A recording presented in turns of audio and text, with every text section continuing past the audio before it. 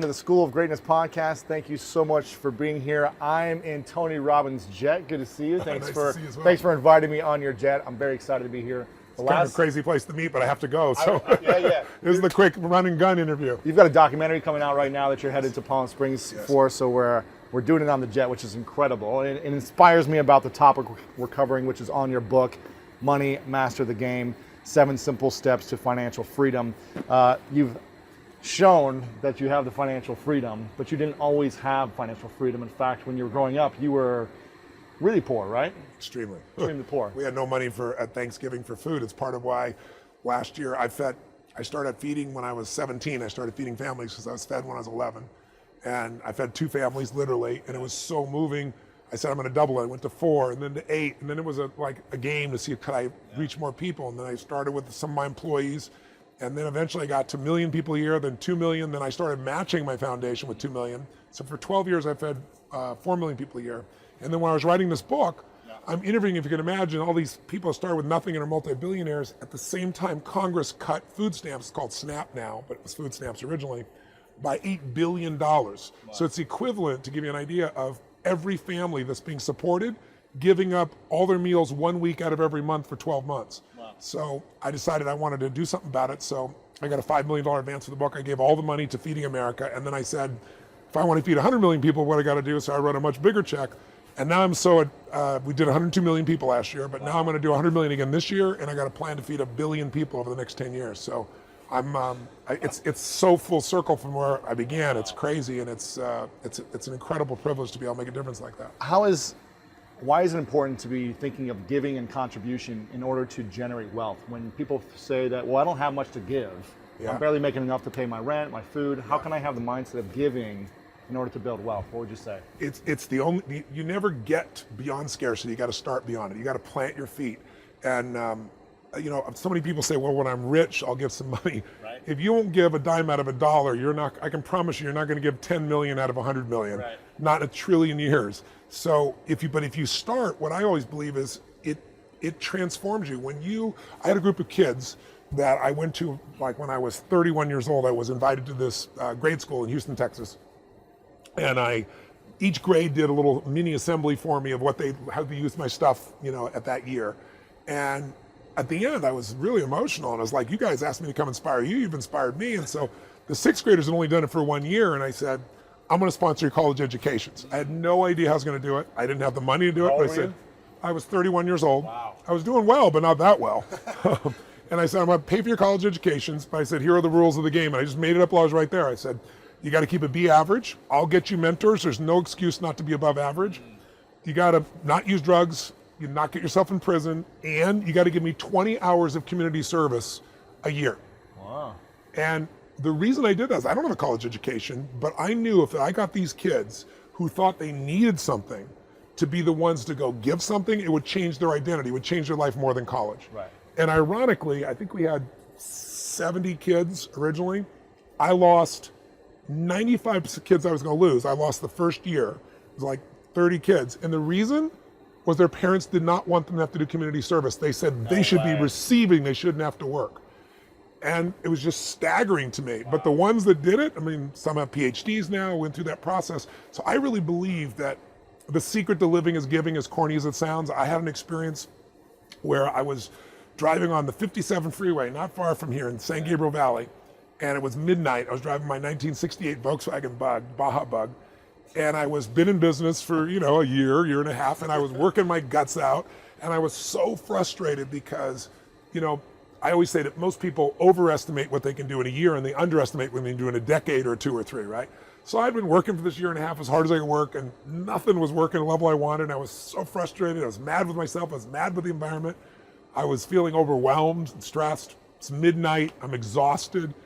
And all of a sudden, this thought hit me, and I literally pulled over on the side of the road. And I've always kept physical journals. I still have the journal to this day. And I wrote on this one whole page, the secret to living is giving. Wow.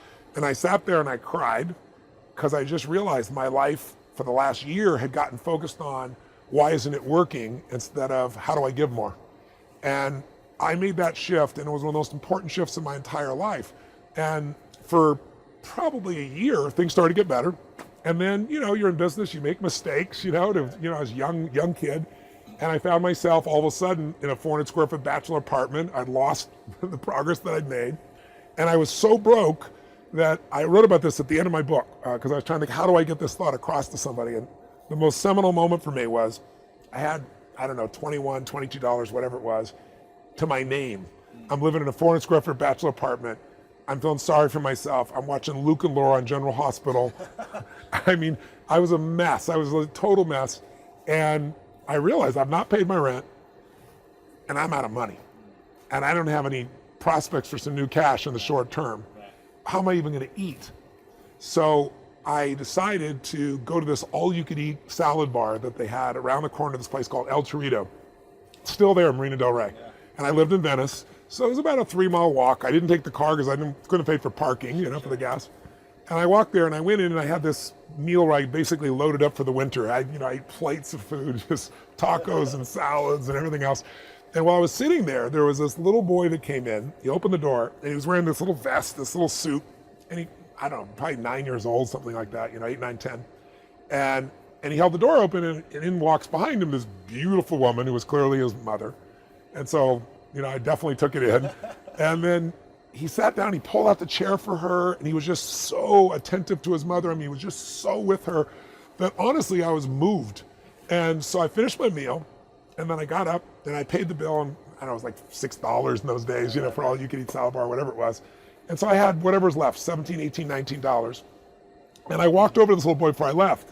And I said, hi, and I introduced myself. I said, I'm Tony, and he told me his name was Paul or whatever it was. I don't even remember his name. This little boy. I said, Paul, I said, you are a class act. I said, I saw I held the door open for your woman. I saw how you pulled up the chair for her. I said, taking her out to lunch like that is really cool. And he goes, well, she's my mom. Right. And I said, that's even more cool. And I said, taking her to lunch. He goes, well, I didn't take her to lunch. He goes, I think he said he was 8 or 9. He said, I'm 9 years old. I don't have a job yet. And I said, yes, you are taking her to lunch. And I reached in my pocket and I took all the money I had left, whatever it was, $17, $18, $19, and I dropped it in front of him. I had no plan to do this. It wasn't like manufactured. I wasn't trying to impress this woman. And he looked up at me like shocked and he goes, I can't take that. And I said, sure you can. He said, how come? I said, because I'm bigger than you are, right? And he laughed like crazy and I didn't even say another word. I just walked out the door, didn't even look at his mom. You didn't get her number, huh? No, I didn't get her number. And I got to tell you, it was the most powerful experience of my life because I didn't walk home. I kind of flew home. And I should have been like, what is the matter with you? You have no money for food. You get the last little pennies you have left. But I had no fear. I had no scarcity. And I got home and I realized what I'd done. I was like, I have no money now. I have like no money, nothing, right? I was trying to conserve by going there, And I don't know. I've worked on a plan. I figured I'll figure this out. And the next day I got the old snail mail and came in around like noon. And I pull out this letter and there's a young man that I had loaned $1,200 to. And he had not paid me back and I was desperate for cash. So I probably called him 10 times trying to track him down, not a single response. And I was so hurt and pissed. And here's the letter from this guy saying, I'm really sorry. I know you've been trying to reach me. Wow. I've been avoiding you. And here's the money you owe. And I'm going to give you some interest as well. So I got, at that point, that was like more money than anything. And so once again, I'm sitting there, tears going down my face. I'm an emotional character. And I just thought to myself, why did this happen? And I chose to believe, I don't know if it's true, but I chose to believe that it's because I let go of trying to just take care of myself. I did what was right. I didn't plan it. I did it spontaneously. I saw it. It felt right to me. I did it. And I felt no scarcity. And I can tell you, I've had plenty of tough times. I have 18 companies and 12 I manage actively. I got 1,200 employees on multiple continents. We do $5 billion a year in sales across different industries now. I mean, it's a different world for me now. But since that, and I've been near bankruptcy multiple times in companies and things like that. I pulled it off always, never went bankrupt. But I faced really tough times. I never went back to that level of scarcity, not since that day. So it's a long way of saying, when you have nothing is when you need to give. If you're gonna wait till you think you have something, you're never gonna have something of any size or scope. There's something inside the human psyche that when you do what's right and you get outside of yourself, there's something that'll click for you. And also, tithing is a perfect example. I don't know anybody, regardless of religious belief, who's tithed 10% of their income for a decade and not prospered massively. And Sir John Templeton was the first billionaire investor, was the first person who said that to me. He said, Tony, I know you tithe, but he said, tithe more. He said, do more, give more. And he said, you'll receive more, just how it works. And I found it to be absolutely true. Really? You continue to give more and more every year? Yeah, well, I was looking, I was writing checks for $5 million. I mean, work on a book for 4 years and give up all the profits for it. And then I wanted to feed more people, so I wrote another big check above that. And now I'm doing it this year. I'm going to do it for the next 10 years. Amazing, incredible. I love hearing this story. I've heard this story before, but it always captivates me. Who was the most influential person in your life growing up?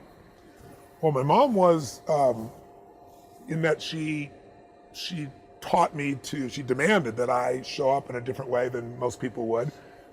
Meaning she wanted me to grow, she wanted me to be successful, she pushed me incredibly hard. But also she was kind of, she was a drug addict, a prescription drug addict, she overused those, and she was an alcoholic. We had no money, we lived in a 1,200 square foot house, and my 4 different fathers all lived in the living room at different stages. She had her own room, and she would call me every day on the phone, 11955, so you could ring your own phone, and I'd pick it up, and she'd give me instructions, and I'd go to the store on my bicycle, and I'd buy the groceries, and I'd make the meal. I really literally didn't see my mom most days, and I didn't understand any difference. So she gave me an incredibly high standard, and she gave me a big challenge, and she was physically abusive. She smashed my head against the wall till I bled. She poured liquid soap down my throat till I threw up because she thought I was lying. Wow. And yet I loved her, and I knew she loved me, so it's confusing as hell. But she made me a practical psychologist because I had to figure out, I have a younger brother, 5 years younger, younger sister, 7 years younger, and I had to figure out how am I going to keep them from getting hurt. And if she had been the mother I thought I wanted, I wouldn't be 1/10 as driven. I wouldn't, I suffered so much, I don't want anybody else to suffer. That's why I'm as driven as I am. I don't have to do anything at this stage of my life, but I'm more driven today than when I began. So she was the most influential person. The next most influential person were a set of mentors. I had Jim Rohn, personal development speaker I went to work for when I was 17, massively influenced my philosophy. John Grinder, who started NLP, taught me strategy. He taught me how to produce results that people thought would take decades and days and in minutes. And I became his top student and so forth. So, and then along the way, I've had incredible mentors. Peter Guber owns the NBA Warriors and the LA Dodgers and, Mandalay Pictures. One of my dearest friends for 30 years plus, Mark Benioff, I've been coaching him for 16 years from the day he started Salesforce. He told me, Tony, I'm leaving my company because of you. I'm going to start this company. Salesforce.com, we're going to do 100 million a year. Now they're doing 8 billion. So I've got some really, Steve Wynn is a mentor for me. So I have a lot of brilliant people, and I coach others and I get coached by others. Yeah. You've been doing the work for 40 years, right? Well, not quite. Almost 40 years. 39. It's my 39th 39 year. years. 39th year. This is a question a friend of mine, Ed O'Keefe, asked. He said, with all the tools you've learned and the wealth of information over 39 years, almost 4 decades, the strategies to break people through, to help them overcome their challenges. If you had to strip them all away, you can only use one strategy or one thing to use. What would that be? I wouldn't. Part of why I'm effective is because I don't buy that. I'm always looking for more strategy because one strategy will work with one person, not with another. But philosophically, I would say that the capacity to strengthen and increase your hunger is the one common denominator amongst the most successful people. Richard Branson's a good friend of mine, and Peter Guber, Steve Wynn, all these guys, they've never lost their hunger. Most people are hungry to achieve a certain amount, make a certain amount of money, and then they get comfortable and relax, or to get a certain level of fitness, and then they relax.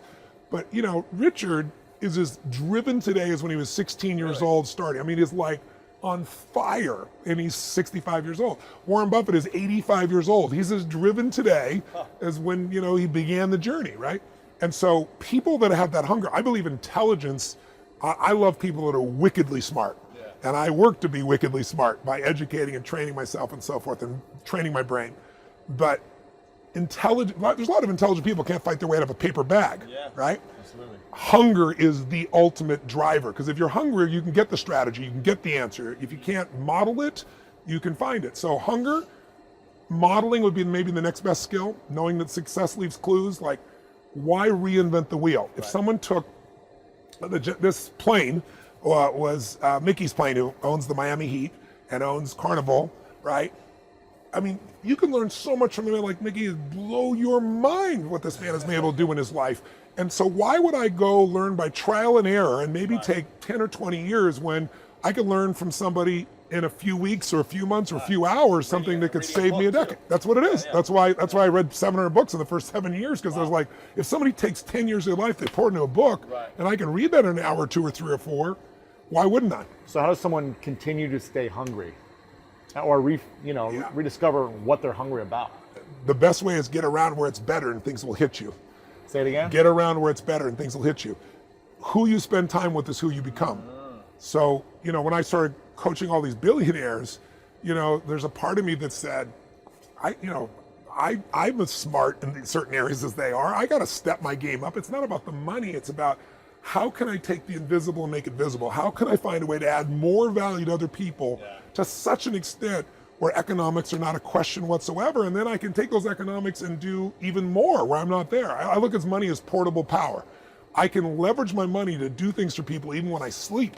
Now, I love doing these for people, and I work 18, 20-hour days still, but it's really nice to have the leverage of that as well. Sure.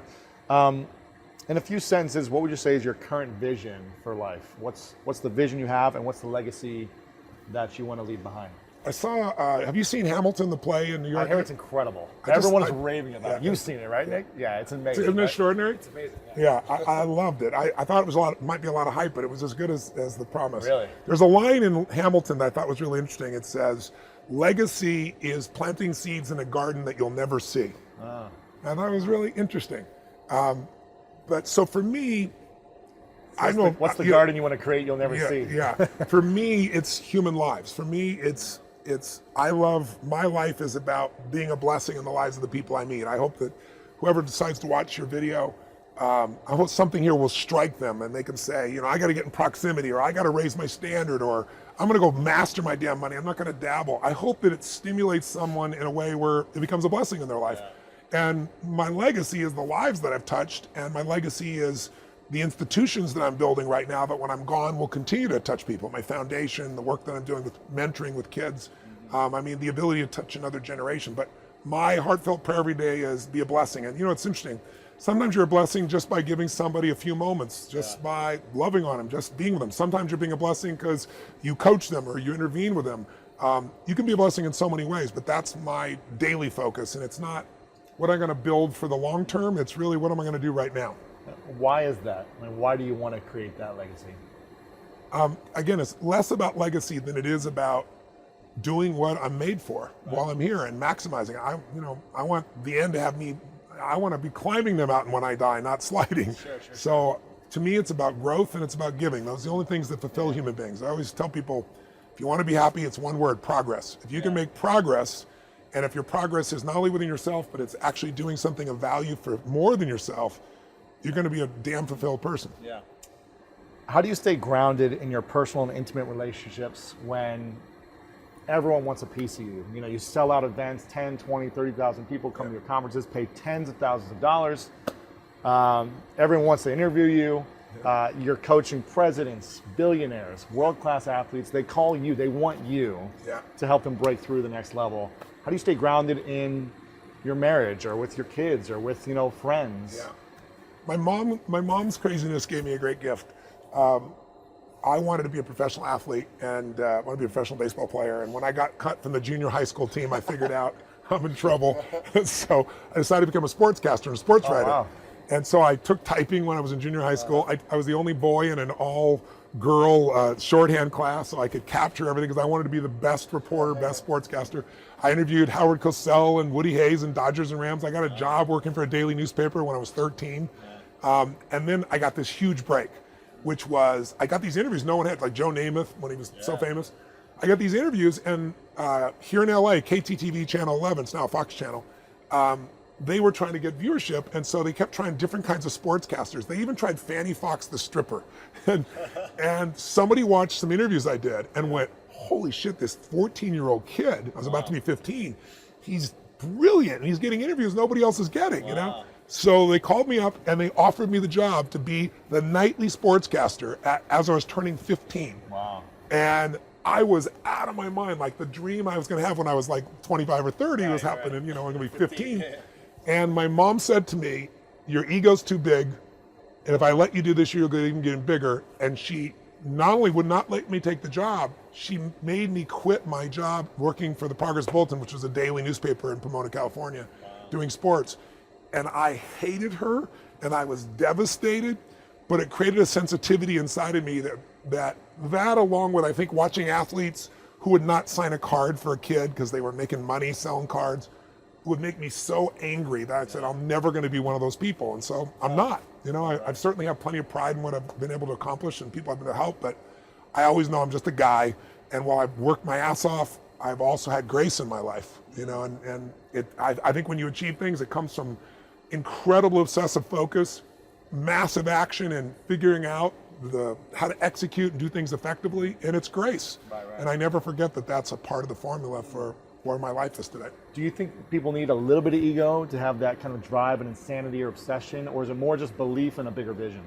I think, you know, ego can produce drive, but that kind of ego will make you not be fulfilled. Yes. And we all have it until we get a few hammers, because in the beginning, when you're young, especially a young man, I think even more so than a woman, you know, you're trying to find yourself. You're trying to prove yourself to the world, and really you're trying to prove it to yourself. Right. Like in the very beginning for me, I used to attack psychiatrists and psychologists because I care about people so much, and because I learned how to handle them in an hour, and they're working with someone for 7 years, and I would just go crazy.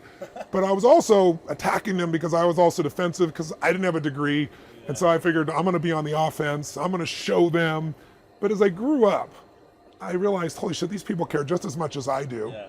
Now I've trained 100,000 therapists around the world with my partner, Chloe Madonna. So we make films of people's lives, like suicidal people who've been through hell, and you get to watch how I do it, as I do it, and then you get to see them 2 years later to know it really worked. Right. Do you ever question choices or decisions you make today? And does everything you touch turn into what you want it to be? No, of course not. No. Failure is part of life. I mean, the difference for me, though, is I look at failure as a stepping stone to success. It's a speed bump. I know I'm going to fail, but it's not failure if you learn something. And so, gosh, I've made so many mistakes. I've screwed so many things up, but every time I do, it just becomes a way for me to explain to someone else what it takes. You know, it's like, here's what I've done. I think I have the ability to influence people because I talk about my failures. I talk about all the things that messed me up, but I show people that I didn't let it stop me, and you don't let it stop you. And I think that's really the secret in that area. And if everything you touch was successful, you probably won't be able to relate to people as much. No, you'll be relate, and also it's be total bullshit, and everyone knows it's bullshit. And also you'd be bored silly. Right. I mean, think about it. If you just said, I want this and it happened, I want this and it happened, you know, people don't value what they don't fight for. You know, it's like you see kids sometimes in it, you know, your parents will say, you're not going to value this if you don't work for it. And your kid going, I'll value it, just give it to me, right? But it's true. Yeah. You know, the things we've worked the hardest for, we value the most. Yeah. So I think, you know, the purpose of a goal is not getting it anyway. The purpose of a goal, you know, is who you become. Who you become is going to make you happy or it's going to make you sad. Yeah. So I'm not looking for an effortless approach. Sure. There's no such thing. I'm curious about relationships and building wealth. Yeah. Is it important to, or how important is it to have the right partner in a marriage or an intimate relationship in relating to building wealth? Does it matter who you choose, their mindset? Does any of that play the effect in how much you're going to make, or? It won't affect how much you make, but it'll affect how your relationship a lot, right? Uh-huh. You know, getting on the same page is really, really important. But when my wife and I met, we both grew up very poor. But I decided that I was going to find a way to add so much value that money would never be a question for my family, and you know, it would never stop me from giving or doing or sharing anything. And I made that decision early on. So I became an earner. I have ways of earning. She became a negotiator, a cost manager. Her mom's number one thing is somebody comes in, she goes, sharpen your pencil. That's not a good enough deal. And so when we first met, I remember we were in New York City, and this dates me how old I am, but I remember when they first came out with digital cameras, the very first digital cameras from Sony. And it was like such a cool thing. You could take 12 pictures or whatever it was in those days. But we were down in New York City, we're in Times Square, and we went into one of those camera shops, and it was Christmas time. And I saw the camera, and I was like so excited about this camera. And I said, you know what, I'm gonna get one for my brother, my sister, my mom, and you know, I came up with, I don't know, it was like 12 cameras, and they were very expensive then. I think they were like $1,200 or $2,000 each. They were really crazy. Now they're like $200 for the same. Yeah, no, not even. It's a million times better. Yeah. But I go into the counter and the guy goes, "Oh my God, Tony Robbins, can I take a picture with you? I'll put it on the wall." And so I said, "Sure." And she goes, "Hey," she goes, "sharpen your pencil. What kind of deal are you gonna give my boyfriend here?" And I wanted to grab her by the throat and just go, "What are you doing here?" It's like, "What are you doing?" And she's like, no, what's the deal here? And he goes, "Oh, well, I give you 10% off." She goes, "Sharpen your pencil, 10%. You're not taking a picture with my boyfriend." And I'm wanting to murder her, right? And I was so mad. I was so mad. And so she got like 15% off and free camera cases and all this stuff. And I'm shaking my head. When we left, I was like, we had this big fight. Wow. Today, I just call her Squeaky. She's my squeaky girl. She wants to go to Walmart as if we'd ever need to go to Walmart, you know? Right. And what I do is I'm delighted by the difference. And I go, you know what a beautiful gift. I've been in relationships before where I gave everything and the people were totally unconscious with money. Yeah. So to answer your question, it's nice to be on the same page. But one day I told my wife I was coaching someone and a person gave me a $250,000 bonus. I don't care who you are. It's mind-boggling. It was like he didn't have to. It wasn't part of the deal. He pays me $1 million a year plus a piece of the upside. And he just said, "Tony, you did so much for me. I just want to give you this additional $250,000 bonus." And it wasn't the money. It was the generosity that just knocked me off my seat. And so I called my wife and I said, "Honey, Paul just gave me a $250,000 bonus. I was like, he's so generous." And she goes, "Oh, that's nice, honey. Hey, do you know what I'm making for lunch?" And I'm like, wow. So I used to get upset about it. Now I'm like, that's my squeaky little girl. I'm thrilled she doesn't have to think about it. I'm in charge. Yeah. And so I don't think your partner has to. One of you has to master it. Right. And you have to have some alignment. Okay. Right? But you don't want them to be against you, essentially. Well, sometimes they're going to be. We were against each other in some ways. We're having fights. But what you eventually decide is, do I want to be right or do I want to be in love? There you go. And, I'd rather be in love personally, right? That's a good quote. And right then there. also I just said, to her, I said, "Listen, honey, I understand your intent." I had to go to her intent. Instead of being frustrated with her, saying, "This is really actually a cool quality." And she's my opposite in that area. And we're a good balance together. Right.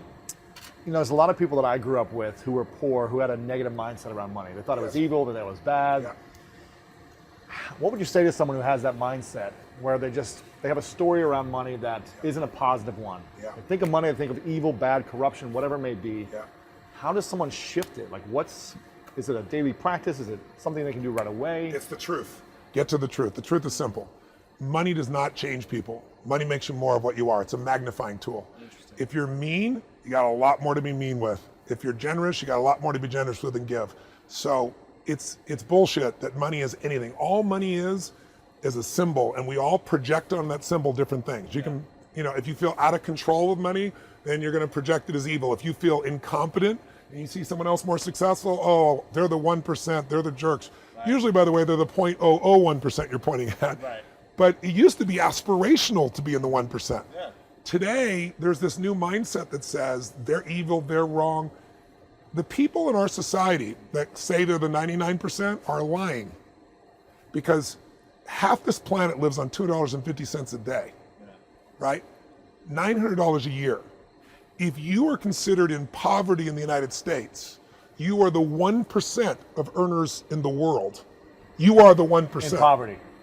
In poverty in the U.S. U.S. poverty. You're the 1% of the world. 1% of the world's earners. So what you're doing is saying, "Poor me," while you're typing on your Apple computer or drinking a cup of Starbucks. Somebody showed me a picture of the people that were camping out, and they got these great camping tools. They got all these brand name corporations that they're doing. They think they're the 99%. Now, don't get me wrong. I wrote an entire book exposing the abuses in the system. But here's what I said. The system is rigged against you, but you can still win. Yes. But what you have to do is understand the rules of the game instead of complaining and whining. And what I did is I went to the very best and said, how can you possibly win when 70% of the stocks every day are being traded by high-frequency traders? So before you choose Apple on E-Trade and hit it, as you hit it in microseconds, they see what you want, they get in front of you, they buy and sell it multiple times and make money off of you. If you're a trader, that's a pain in the butt. But if you're an investor, over the long term, it doesn't affect you at all. Yeah. And what I really try to detail for people is how to get from where you are to where you want to be. If you're a millennial that's got all this debt and you don't think you can ever be free, I show you how. If you're a baby boomer and you're older and you think, I don't have any money, I'll never have it, I show you how to get that piece. And it's not, none of this is from my perspective. I teach the emotional part. Yes. but it literally is the 50 smartest minds in the world. And we were talking before we started the interview that you learned something new over the last 6 months or year since writing the book came out. Yeah. Can you Something share with us? new and disappointing. Can you share with us, talking about fiduciaries? Yes. Well, the first thing that I did was, most people don't understand that there are lots of things you can't control in the system, but there are a few things you can control, and that's what you focus on and you can win. And one of those is you can't control where the markets are going to go, real estate, stock, anything, but you can control fees. And that sounds so third grade. Like, what does that matter? And not sexy. Not sexy. But when I met with Jack Bogle, who created Vanguard, the largest index fund in the world, they got $3 trillion with a T, and 63 years in the business, he said, Tony, I know you care. You've got to uncover for people where the fee structures are. Like, for example, most people in America have their money in their home or their 401k. And there's more 401ks than there are homes, right? Yes. He said, Tony, the abuse in that system is so bad. So when you uncover the fees, and I did this in the book, I created a system where people could go into showmethefees.com if they had a 401k, and it showed you exactly what the fees are and what it means to compound it, because every 1% in fees you pay more than you need to because of compounding means you gave up 10 years of income when you go to retire. So for example, the average person puts their money in a mutual fund. They don't know which mutual fund to go to. They look on Morningstar, maybe it's 5 stars. If it's 5-star, you're already overpaying for it. It's not going to stay a 5-star. And the average mutual fund pays 3.12%. All right, that's the cost. Now, you think it's 1%, but there's a 35-page document that if you know how to read it, you'll find 17 of the fees. Right? Well, why does that matter? It's only 3%. It's 3% compounded year after year. So what happens is you go out, you put yourself in this position, and you could have paid for Vanguard, for example, an index fund, 14 basis points. That's 14 1/100ths of a percent of 1%. The other person's paying 3% for the same product. It's the exact same set of stocks. Right. So what's the difference? Well, those 3% are going to cost you, to give you a perspective, 60% of what you earn is going to go to somebody else that didn't have to go to them just because you were ignorant. Right. So it's kind of like, do you want to buy a Honda Accord? An example I always give is $20,000, but in this case, $20,000 Honda Accord, you're paying $1.2 million for. That's the difference between 0.14 and 3.12. Sure. And so there are people living next door to each other that are paying 1,000% more, most of them 100% more than their neighbor for the same product. There's no industry in the world except the financial industry we can do that, and the way they do it is by confusing you so much that you give up and say, just manage my money, and so they take it away from you. So in the book I explained how to do that. I also built a site, another site called portfoliocheckup.com, and I built it so you could put all your accounts in there, not just 401k. It pulls them for you in 2 minutes, shows you all the costs, shows you how much risk you're truly taking, and compares you to some of the best portfolios in the world, so you know how it compares. I don't, just like the book, I donated all the profits from it. I didn't do anything. And then if you wanted to work with someone, I taught everyone, 90% of the people in the financial markets that you go to as a wealth manager, investment manager, they're a broker. Yeah. And there's nothing wrong with a broker except they're just a salesman, and they're going to sell you what the house tells them to sell you, because the house always wins. And they're going to sell you underperforming assets, because mutual funds, 96% of them never match the market over any 10-year period of time. So it's going to underperform, and they're going to overcharge you. So I said, go to a fiduciary, new word for everybody, the F word, fiduciary. All it means is there's a small percentage of the population that's required by law to put your needs ahead of their own. Meaning, if I told you, I'm a fiduciary, I tell you to buy Apple this morning, and then the stock drops and I buy it later today for myself, I have to give you my stock. That's how strong the law is. Really? Yeah. Wow. Small group, they're called RIAs, Registered Investment Advisors or fiduciaries. So I built this platform, gave away all the money, and then said, go to a fiduciary, and I recommended the 7 largest fiduciaries in the country. And then 5 months ago, I had one of the guys on the platform, his name is Peter Maluk, and he has a company called Creative Planning. And Creative Planning is the #1 rated firm in the world, #1 independent wealth manager by Bloomberg for 3 years in a row. No one's ever done it for 3 years. 2 years in a row for CNBC. And he built this family office. It's like billionaires have a family office. It's a place where they have 8 or 9 people who, one works on protecting you, one works on your mortgages, one works on your taxes, one to make sure you get the most efficiency, one's working on your investments. And all billionaires have a family office. He built a family office for people that are multimillionaires. And so he comes to meet with me and he said, Tony, I want to share something with you.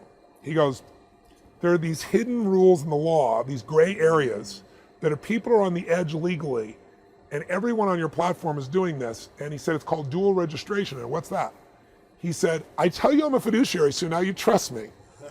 And legally I'm responsible to take care of you.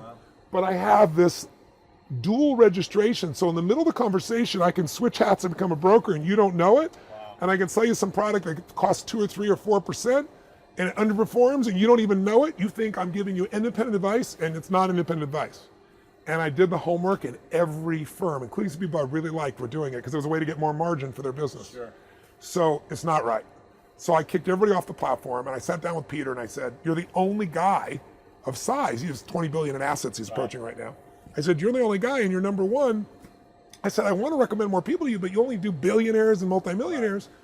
I said, keep doing that. You got the greatest practice in the world, but how about you build something, another division that'll work with people with as little as $50,000 and give them the CPA, the tax, give them everything the same, and he charges less than 1%. 1.2 is the highest for somebody with like no money, and it goes down to 25 basis points.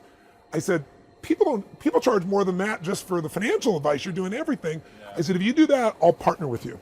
So he took 3 weeks, came back to me, went back and forth, started building a new division. Over the last 5 months, he's been building it. So now I'm on his board of advisors, and I'm also the chief of investment psychology. So I educate both the general public and his people on how to meet people's financial needs at a different level. And I got him to create a second opinion, which means if you had a health challenge, anybody smart knows, no matter what this person tells you, get a second opinion and go to the best. Because there's so many opinions about what to do health-wise. There's so many opinions what to do financially. So I said, why don't you give a second opinion from the number one firm on earth? Why don't you provide that? Give people a plan, and then they can go implement on their own if they want, or for less than 1%, they can go with you. I think most people end up going with you. Right. So he's agreed to do it, and anyone who wants to can go to thenumberonefirm.com, thenumberonefirm.com, or they can go to creativeplanning.net, and you can just apply. They'll interview you, they'll take you through a process, they'll build a plan for you, and then you can go implement it, or you can work with them. Amazing, amazing. A few questions left for you, if that's cool. And we'll have all this linked up here at the end, so if you're listening to the podcast, I'll give you guys the show note information soon. If you're on YouTube watching this will all be linked up below. And also I'm gonna do something for anyone watching this on YouTube. The first 100 people to leave a comment and share this video, I'm gonna buy you a book. I'm gonna send you one of his books, a paperback copy, for the first 100 people that do that. Oh, that's cool. Because I wanna get the message out there. That's great. By the way, every book that is bought, 50 people are fed. There you go. So all the money still goes out in the paperback just like that. There you go. You should buy one as well and give it away. That's what you should do. Final few questions. What are you most grateful for in your personal life? My wife, by far. I mean, I love my children completely, but my wife is truly the greatest gift in my life. My kids are adults. I'm so proud of them, but she is nothing but love. She's as mission-driven as I am. She doesn't have the same constitution I do, so I'm a crazy person. 50 hours in a weekend on stage. I do literally 18 miles on the first day. You've seen going around, jumping off the stage, getting people involved. I've walked on fire. I've done it all. It's amazing. Yeah. I do literally 26 miles to 27 on the third day, where I start at 8:30 in the morning and finish at 1 a.m. with one hour break. So the demands I make on my body are intense. My wife has the same will I have, not the same physical, so I try to take care of that way. But her love, her joy, her happiness lifts my soul and spirit. People say, who inspires you? I say my wife is first place. I love my children. I'm so close. One of my sons, Jarek, is, I know, a friend of yours. Yep. He's a tremendous coach. I'm really proud of him. One of my other sons is a partner in some of my financial businesses, Josh.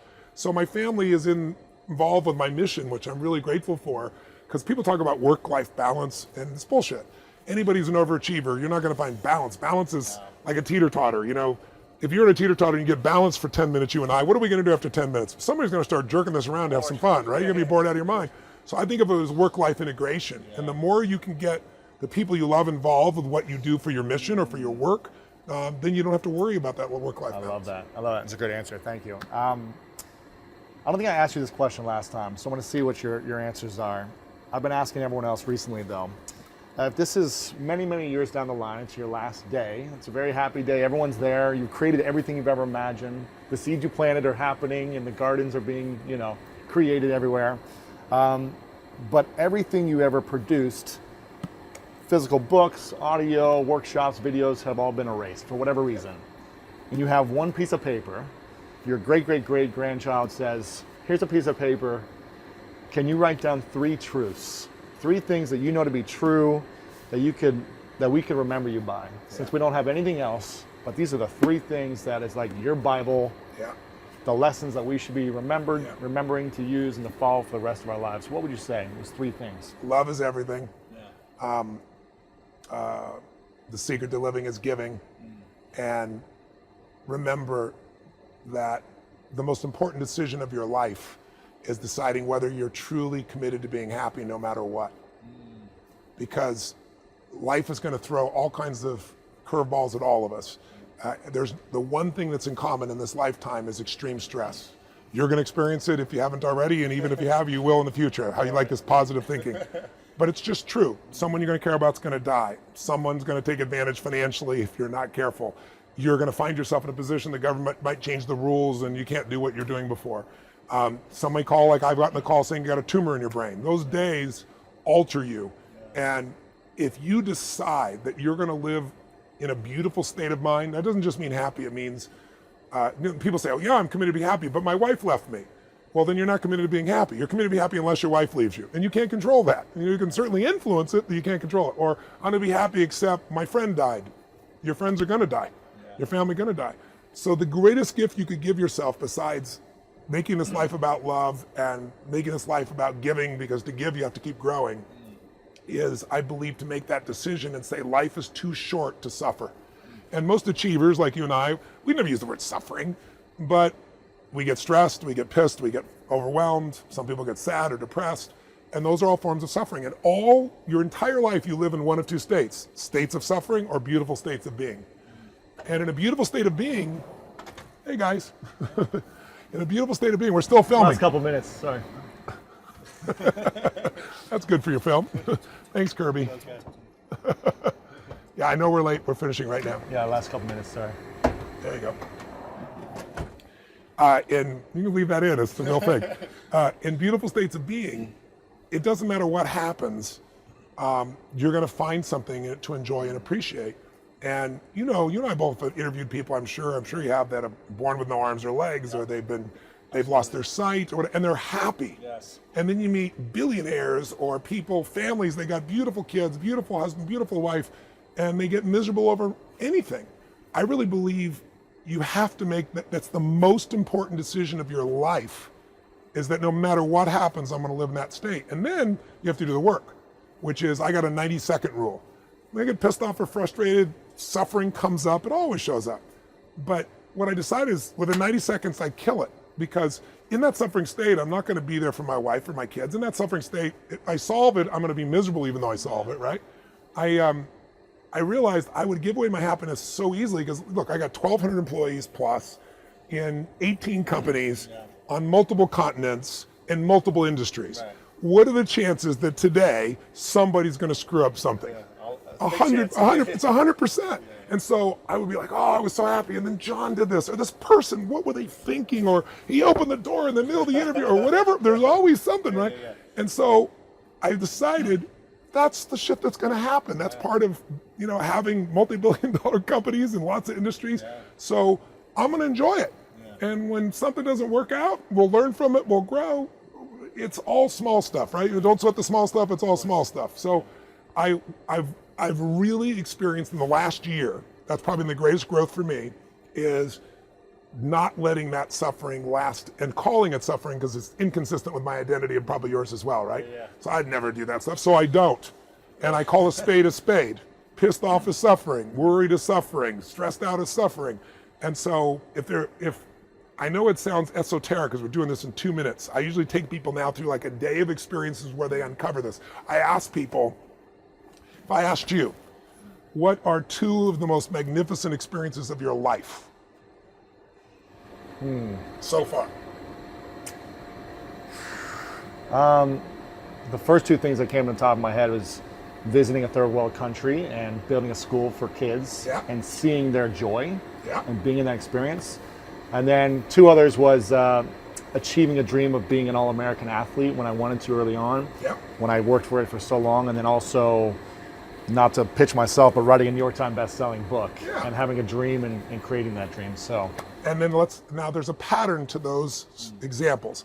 I'm not just listening to the content, I'm listening to tell me what you felt.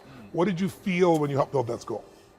Incredible joy. It was like I was able to give, I was able to use what God had created for me to give back and support other people. Yeah. And that contribution, that service for me was a major thing to see what I was capable of doing for so many other people beyond myself.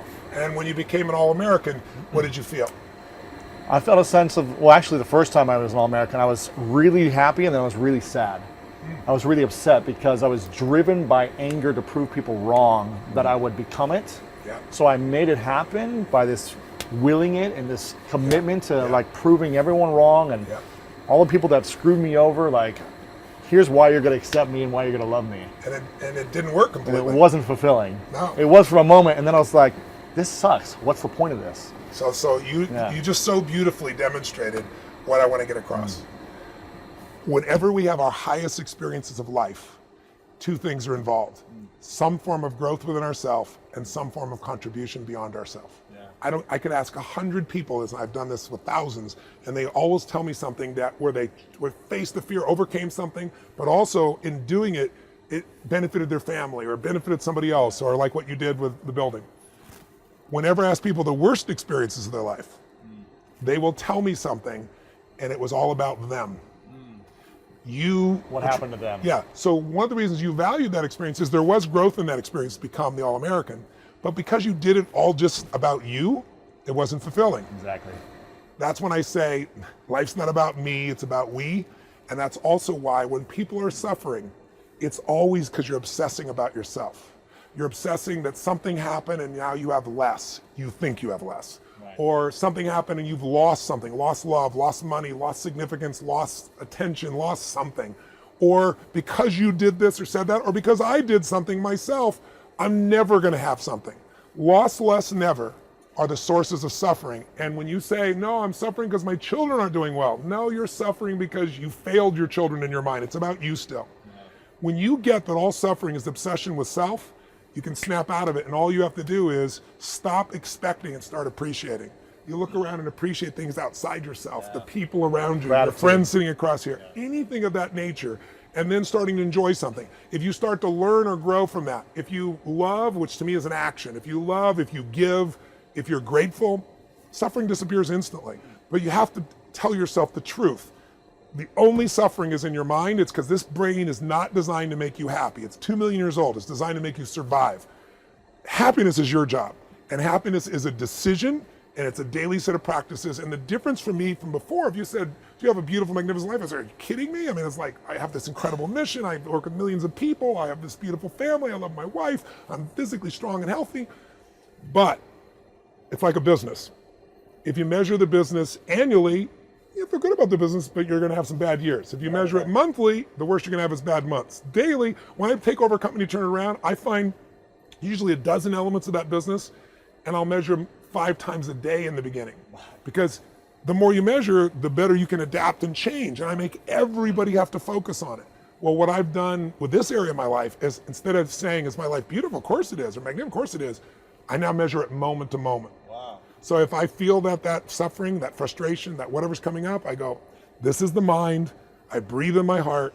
I find something I can appreciate. I become entertained by the experience and go, you know what? I'm gonna live in a beautiful state no matter what, because not everything can I control. And the things I'm most upset about, they're fleeting anyway, most of them. Of course, I love it. One final question. Before I ask it, I want to acknowledge you, Tony, for everything. When I was 16, I told you this last time, when I was 16, my dad got me and my mom a ticket to go watch you in St. Louis at a big arena. Yeah. Actually, Donald Trump was speaking there. Larry King, who I just had dinner with recently, was speaking over over a TV. Yeah. And by video, by Skype. Yeah, by Skype or whatever it was then. Yeah. This is 20 years ago or something. And I never heard about you before. My dad said, you got to go do this, because I was going through a lot emotionally. And I remember listening and watching and I was more inspired by like the football coaches that were there and the athletes. I think Jerry, Rams, he was there. I think Jerry Rice might have been there or something else like that. And I was more interested in that. Yeah. But at one moment you walked down stage, you walked up next to me, stood there. And I remember I don't remember what you said, but I remember the way you made me feel. The energy, you were a catalyst for possibility. And I want to acknowledge you for creating that in me, but so many people around the world, for just being the catalyst for the next level. You're very kind. Yeah, so I'm really glad I was there. I'm really glad yeah, I it was walked a out great and looked in moment. your eyes at that day. It was a great moment. I didn't know that I would be doing, you know, a lot of similar things that you're doing. I didn't know where it would lead me, but it helped me in my sports and my relationships and in high school and college. That's awesome. From that moment. So I appreciate that. Thank you. And the last question is, who in the world right now is the definition of greatness for you, and what is that definition? Gosh. There's so many people. I mean, there, you know, my dearest friends, you know, Mark Benioff, Steve Wynn, Peter Guber, Paul Tudor Jones, are all great. And what makes them great to me is they're not only extraordinary, the best in the world at what they do, but they are all givers. They're all, you know, Paul Tudor Jones created Robin Hood. It's the largest, most effective foundation. He's given away like $1.2 billion, I think, so far in New York City for people. But he doesn't just give it away. He's invested in getting the outcomes and the results, like a person doing investments. He wants to make sure the result happen. I was in San Francisco recently. I'll give you somebody who inspires the hell out of me. I think it's great. I read in the San Francisco Chronicle that there's a group of nuns in the Tenderloin district that are being evicted. They feed the homeless, and they're being evicted because the man wanted to sell the property. He found a loophole and he's evicted. So they literally have no place to go and no money, and they're going to be homeless themselves. And I'm like, in a town full of billionaires, how has this not been handled, right? So I flew in, I went and met the nuns, and I said, let me work this out for you. I said, I'll find the leverage with this man. And I went to find the business owner, and I said, instead of making him wrong, I go, I'm a business owner. I can see you want to sell your building, but you're pretty dumb if you do it right now. I said, you're going to get hammered by the media. So why don't you and I make a deal? I'll give you a year's worth of money for them in advance at the higher level you want, and you let them stay for a year, and my promise is I'll get them out within the year. You know, I'll provide the resources to get them out. So I was going to just lease them a place, help them get everything going. And then I hung out with these nuns for, like, you know, a day and a half. And then I had a million conversations with them by phone constantly. And these women live in a 200 square foot little room with no windows. And all they do every day is get up, make the food, and love these people. And I mean, love them. They don't just like feed them, look down on them. They love them. I was so inspired by them. For Easter, I went and bought them a soup kitchen, right? So they have their own soup kitchen now. No one can ever evict them. Everything is set. But I talk to them all the time. They call me up, they call me Mr. Tony. Mr. Tony, I tell you what's going on today. And they inspire me. Their greatness. Someone that commits their life to something greater than themselves is great. And someone who can achieve and give, I think, is unique. And I love those people. I know that most people, I'm not dumb, most people are not happy every day of their life. They're not physically fit. They are not financially free. And they're not in a relationship where they're really passionate. Most people aren't, but a few are. And I'm obsessed with finding the few who do and figuring out what makes them different than everybody else and then teaching that. And it looks like you're doing the same thing. I love it. Tony Robbins, thanks for being here. Appreciate it, man. Now get the hell off my plane. No, just kidding. Exactly. I got to fly. That's why they opened the door. It's all good. We're Thanks, late. man. Appreciate it.